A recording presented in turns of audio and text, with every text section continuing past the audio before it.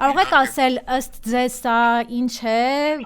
քաղաքական հերթական բռնաճնշումն է եկեղեցու նկատմամբ եւ արդյոք սա ամենաբարձր մակարդակով եկեղեցու գործերին խառնվելը չէ ու սահմանադրության խախտում չէ։ Պետք է արդեն մի բառով ասեմ այո, որտեղ իմ փոխարեն ամեն ինչ ասեցիք։ Որ խնդրեմ դուք էլ կասեք։ Ավելացնեմ,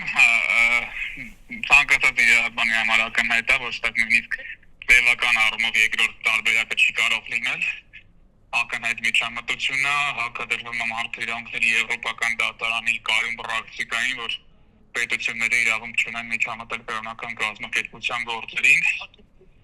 ու ցանկացած նման միջամտություն կլինի քննիչի դատախազի որոշում կամ դատարանի որոշում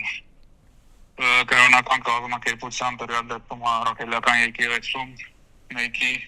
կարգավիճակը դադարեցնելու կամ վերականգնելու կամ ծառայության նշանակվելու այս կամ այն վայրում առասարակ միջամտության իրավունք չունեն։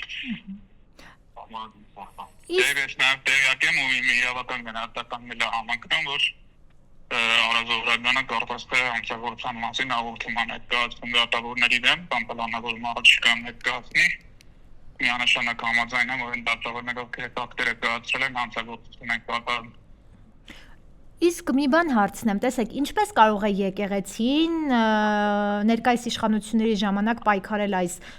պրակտիկայի դեմ, ըստ ձեզ, հնարավոր է։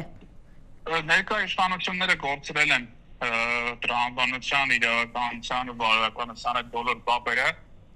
հետևաբար իրանց այդ արդար գործիքակազմով իրավական ճանապարհներով արդյունավետ երկխոսություն չի կարող լինել։ Առաջնային լուսման եղանակը իշխանապետությունն այս ամեն ինչը շատ արագ կանգնեցնելու դադարեցնելու համար։